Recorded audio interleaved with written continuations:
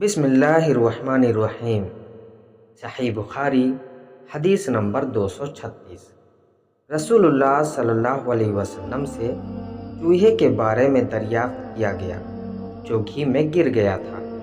آپ صلی اللہ علیہ وسلم نے فرمایا کہ اس چوہے کو اور اس کے آس پاس کے گھی کو نکال کر پھینک دو۔ حدیث نمبر 237۔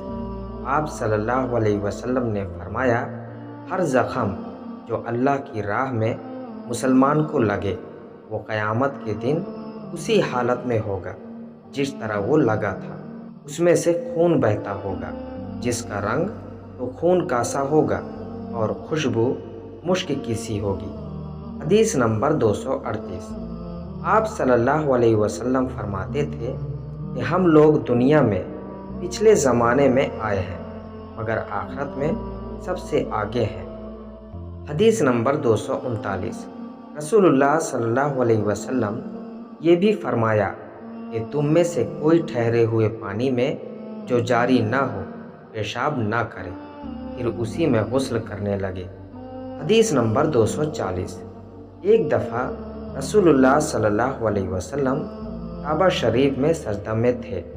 ایک دوسری سند سے ہم سے احمد بن عثمان نے بیان کیا، کہا ہم سے شریح بن مسلمہ نے کہا ہم سے ابراہیم بن یوسف نے اپنے باپ کے واسطے سے بیان کیا، وہ ابو اسحاق سے روایت کرتے ہیں۔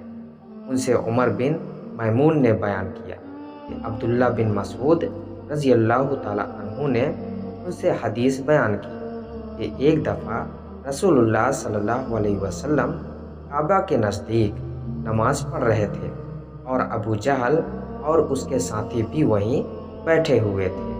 تو ان میں سے ایک نے دوسرے سے کہا کہ تم میں سے کوئی شخص ہے جو قبیلے کی جو اونٹنی ذبح ہوئی ہے اس کی اوجڑی اٹھا لائے اور لا کر جب محمد صلی اللہ علیہ وسلم سجدہ میں جائیں تو ان کی پیٹھ پر رکھ دے۔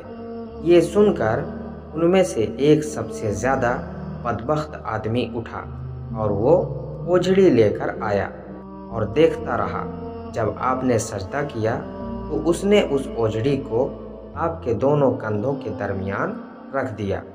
عبداللہ بن مسعود کہتے ہیں، میں یہ سب کچھ دیکھ رہا تھا مگر کچھ نہ کر سکتا تھا، کاش اس وقت مجھے روکنے کی طاقت ہوتی۔ عبداللہ کہتے ہیں کہ وہ ہنسنے لگے اور ہنسی کے مارے لوٹ پوٹ ہونے لگے اور رسول اللہ صلی اللہ علیہ وسلم سجدہ میں تھے، بوجھ کی وجہ سے اپنا سر نہیں اٹھا سکتے تھے، یہاں تک کہ فاطمہ رضی اللہ تعالی عنہا آئیں اور وہ بوجھ آپ کی پیٹھ سے اتار کر پھینکا۔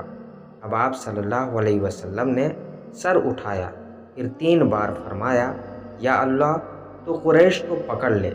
یہ بات ان کافروں پر بہت بھاری ہوئی کہ آپ صلی اللہ علیہ وسلم نے انہیں بد دعا دی۔ عبداللہ کہتے ہیں کہ وہ سمجھتے تھے کہ اس شہر مکہ میں جو دعا کی جائے وہ ضرور قبول ہوتی ہے۔ پھر آپ نے ان میں سے ہر ایک کا جدا جدا نام لیا کہ اے اللہ ان ظالموں کا ضرور ہلاک کر دے۔ ابو جہل، عتبہ بن ربیعہ، شیبہ بن ربیعہ، ولید بن عتبہ، امیہ بن خلف اور عقبہ بن ابی معیط کو 7ویں آدمی کا نام بھی لیا مگر مجھے یاد نہیں رہا۔ اس ذات کی قسم جس کے قبضے میں میری جان ہے کہ جن لوگوں کے بد دعا کرتے وقت آپ صلی اللہ علیہ وسلم نے نام لیے تھے، میں نے ان کی لاشوں کو بدر کے کنویں میں پڑا ہوا دیکھا۔